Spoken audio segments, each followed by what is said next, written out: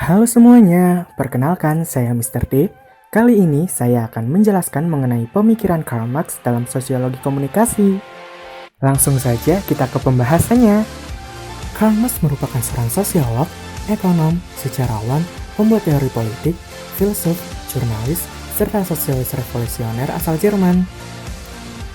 Ia lahir di Trier 5 Mei 1818 dan meninggal pada 14 Maret 1883 di London, Inggris, Britania pada umur 64 tahun.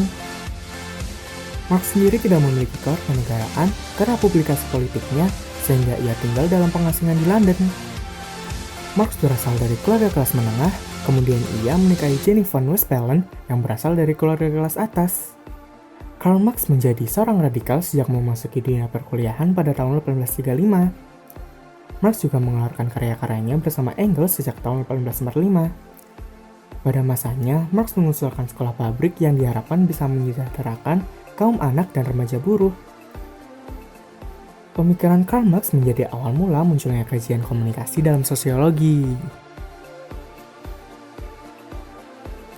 Pemikiran Karl Marx. Gagasan atau pemikiran Karl Marx tidak pernah lepas dari pemikiran Hegel. Pemikiran dari Hegel itulah yang melahirkan pemikiran-pemikiran tradisional konflik dan kritis. Apabila kita berbicara soal konflik, pasti bersangkutan dengan kepentingan dari setiap individu atau kelompok. Pemikiran Karl Marx banyak membahas mengenai kekuasaan di mana terdapat penindasan kaum buruh oleh kaum borjuis.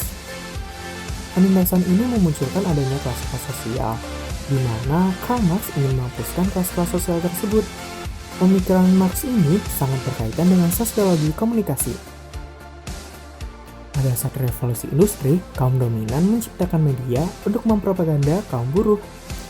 Penindasan itu sebagai salah satu cara mereka untuk memenuhi kepentingannya, namun malah menghasilkan kelas sosial.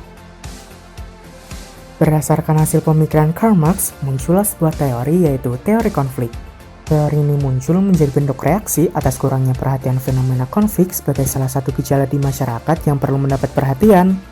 Teori ini memiliki tujuan untuk menganalisis asal kejadian pelanggaran suatu peraturan.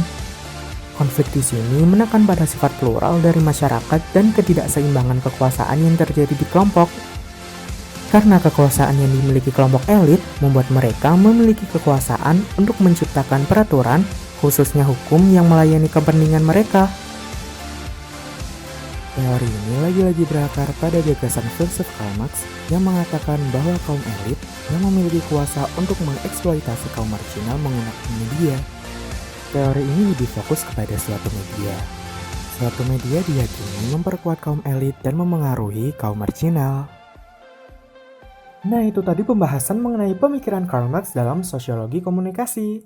Kira-kira kalian udah paham belum nih sama penjelasan dari Mr. D tadi? Semoga penjelasan dari Mr. D tadi bisa menambah ilmu buat kalian ya.